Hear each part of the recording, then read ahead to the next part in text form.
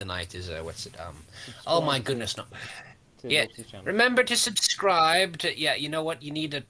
Okay, so you need to edit this to put it at the beginning of each truck dash. Is like, hey, Okay.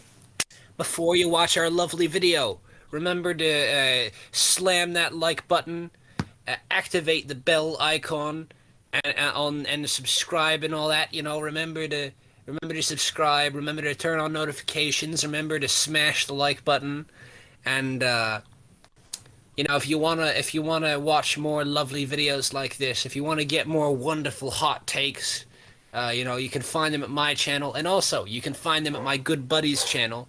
You know, the Englander. And is that everything?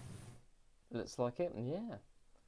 Fusion of British and German culture, all the most sort of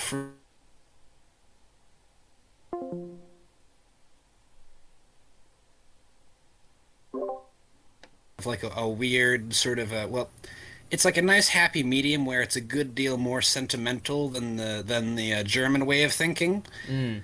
but it's also much more pragmatic and sort of cynical than the Brit. Well, maybe not more cynical. British people often seem very cynical. Well, so it's more idealistic, I would say. It's a bit more Yeah. idealistic than the British way of thinking, but it's also somewhat less sentimental, and it's a bit more sentimental than the German way of thinking, but it's also somewhat less practical and Mm. pragmatic. Well, you see the yeah, Yeah. you see that in like the German culture, don't you? With their sort of quite their reliable cars, their efficient modes of production, and all that sort of thing. You know, it's Oh just yeah, like a they're way they're of the only people. Yeah, the only people who can compete with them is the Japanese, and even then, it's not mm, Japanese cars in general that are good. It's basically just Toyota. Whereas, in Germany, it's not just Volkswagen that's good, it's most German cars. yeah. It's funny, really. It's not really a coincidence that the Germans and the Japanese allied during the Second World War because they do bear Well, some interesting yeah, similarities. because they've both got a very. Well, I would say that Japan being an island also has some weird similarities with Britain, That's true. and then it's sort of a dark, cynical culture. Uh, because they're isolated by nature and not by choice. I'd say that they're somewhat less ethnocentric than they're not aggressively ethnocentric in the way that continental people tend to be. They're sort of subconsciously ethnocentric, if that makes sense. Yeah, there is. Although there is like a kind of ethnocentrism in Japan, isn't there? Where they always talk about the very sort Well, of yeah, but that's anti. just because they're Asian. Mm, That's just because they're Asian. All Asian people are racist. I have yet to mm, meet an exception to the rule. Even the Asian people that like foreigners only mm. like foreigners because they perceive them as being superior in some way. Well, You know, yeah. like the large number of Asian women that really like white guys. It's for the same reason that a lot of white girls like black guys. It's because they Mm. perceive them as being more manly, more powerful, sort of better protectors. Yeah, Sort of a fast life history strategy way of thinking. there's definitely some truth to that with Asians being racist because some of the kind of migrants can be some of the most politically incorrect people you meet, like the I don't know the Indian down the road or the Chinaman down the road or something like Oh that. yeah. They Oh can yeah. they can come out with quite a few comments. Yeah, but of course, also there tends to be a lot of infighting, of course, with the Chinese like international diaspora, because you've got Mm, like the old Chinese people, that you've got like the long-term diaspora that's been living outside of China for nearly 100 years, and they hate the Chinese Communist Party. But then you've got the more recent sort of economic migrants out of China, and they're practically like spies for the Chinese Communist Party. mm. So you get all kinds of weird infighting between them. Uh, what was I? What was I? And Yeah, and you get stuff like yeah. where would the Koreans fit into this? The Koreans just love America, Mm, and they tend to be kind of like vaguely bigoted against most other countries. What's it? Korea is the most Christian country in Asia, yeah. and it's probably the second most Americanized country in Asia. The only one that I can think of that'd be more American would be would probably be the Philippines, but the Philippines also has the largest number of English speakers out, in Asia, so Yeah. it was literally an American colony for a long time, and it's still very friendly to America. Mm. Um, so yeah. And what about Singapore?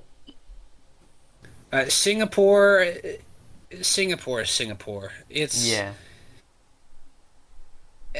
they're just like a vaguely good like managerial little trade companion. They don't Mm, exactly produce anything because they're too small to have resources, but they're a very high trust society, like most East Asian cultures. mm, So you can trust them with money. They're basically just people kind of just treat them like like Jews or whatever, like they're just they're a bit off-putting and mm. weird, but they're trustworthy. So What's sort of like the Jews of Southeast Asia then? So it's yeah, like, well, yeah, well, to be specific, they're the Jews of the Pacific Islands because mm, what's it like? The reason why Singapore got its independence, they didn't want their independence. They were perfectly well, not exactly happy as part of Malaysia because they're badly oppressed by the Malaysian government. But they didn't actually try to leave. The Malaysians actually kicked them out because they were so violently racist against the Chinese population, and that's how Singapore mm, was born. yeah. And they didn't Oh, I try to thought, link up with China because they didn't speak Mandarin. They spoke I forget what dialect they spoke, but it wasn't Mandarin, so mm. That's no, an they just remained their own thing. that's an interesting point because I had no idea that Singapore. Well, I had a kind of an idea, but it didn't really kind of click that Singapore became independent from Malaysia rather than became independent from Britain. Oh yeah, no, is what's it? Singapore, yeah. Um and of course, what doesn't Britain still have, like similar to America, doesn't it still have a good relationship with most of its Pacific colonies? As Like I far as I know, believe you still yeah, have it a very does. good, yeah. Don't you still have a good relationship with Borneo, and you still Mm, get the isn't there still a large military contingent of the Iban Rangers? yeah.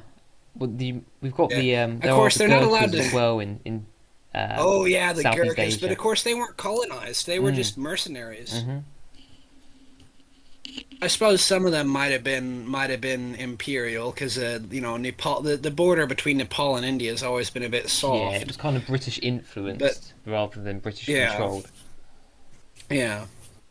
But it was never directly colonized. They just got to be friends. And even after Nepal had its communist revolution, they were like, "Oh, we don't like China. We're gonna keep being nice to the British. We just had a change of government. We just haven't got an emperor anymore." Mm, Yeah. Yeah. Well, and like I was saying before about like the Iban Rangers in Borneo,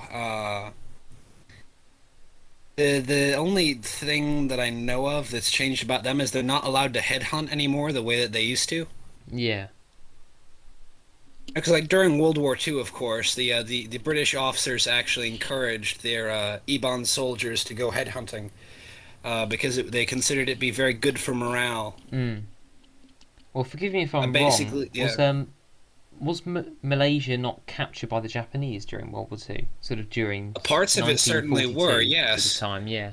And that's one of the big reasons why the Iban Rangers were recruited. Well, it was that, and it was also the Malaysia crisis after World War II, when there Mm. was a communist revolutionary activity in the islands.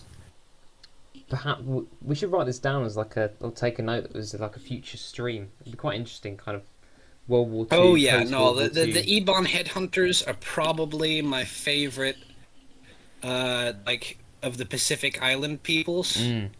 I've only seen like two videos about it, but like already it's like, oh my gosh, they're Yeah. so cool.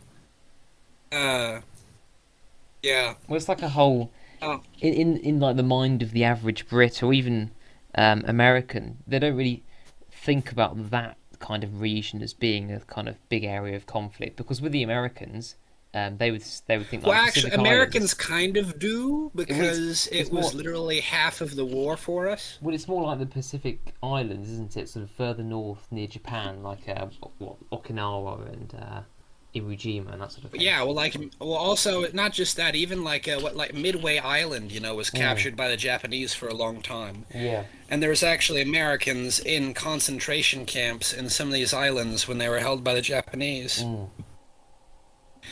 One of the most tragic stories I remember was There was when the war started, there was a woman that was breastfeeding an infant, and yeah, She kept breastfeeding him through the whole war.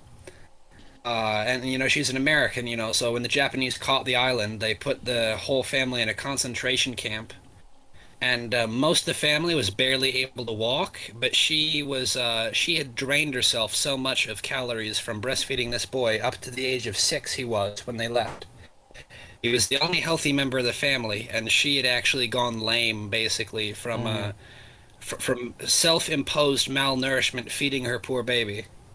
Yeah. Some of the things that went on in that area was pretty despicable, to be honest. Oh yeah. Well, it's the reason why what's it like when the Americans were fighting the Japanese, they were completely brutal and iron-fisted because Japanese were very much the same. The Japanese didn't take prisoners, so neither did the Americans. Mm. Well, you And had basically there's this sort of yeah. well, that was the whole reason, the whole idea behind the nuclear bomb, wasn't it? It's to drop it on Japan, just in order to save American lives rather than to kind of Yeah, have well, this.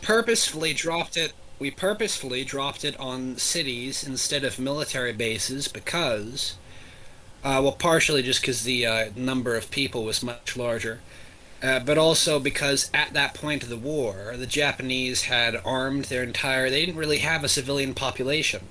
Mm. It armed everyone from like the age of 10 upwards and had constant drills for the entire population. Which isn't surprising for a very kind of um, militaristic and collectivist culture. They would kind Yes. of naturally go towards that. So, Yes. So that's basically what happened. mm. And obviously And they did drop. Yeah, There was the whole thing about dropping leaflets as well, like to warn the people of. they dropped leaflets before the bombs, Mm, yes, to warn the civilian population to get out of the way.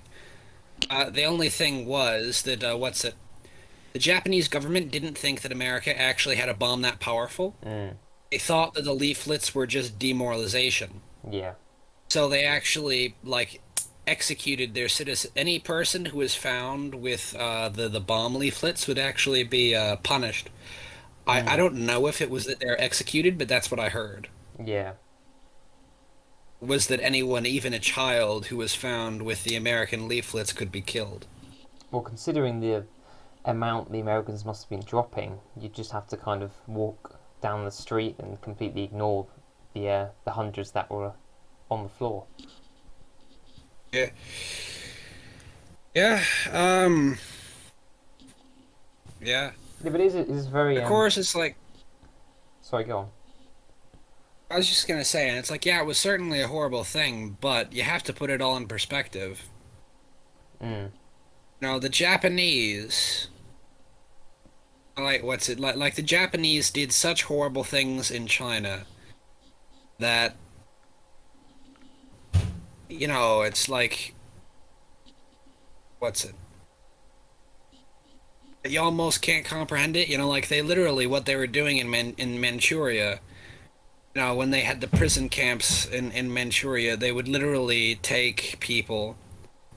They would like they would purposefully get them frostbite, sticking their arm outside of the bunker, You know, they'd have like their arm out of a window or whatever, so it would get frozen in the cold Manchurian winter. And then they'd pour boiling water on it for the flesh to melt off in order to Oh, for like yeah. medical science studies. And they also had the, like the systematized rape, basically, of every woman and girl Mm, under the age of 50 and over the age of 13 yeah. for the comfort women for the army. Mm. And they still kind of haven't really like formally made a They formal never apology for apologized it. for a No, darn thing. no. No, they never did. Uh, Which is a stark they basically contrast they to. they they forgave America for the bombs. Like basically, the most apology that Japan ever did was, that because the treatment that they got from America was roughly approximate to the treatment that they had done to everyone else. Mm, They're like, ah, that's fair is fair, and basically just saying we're even now is the most apology that Japan's ever done formally. yeah, and that's the polar opposite to the German situation where they've basically abandoned their entire culture and sort of purpose of existence in because of that defining moment as their in their nation's history in World War II.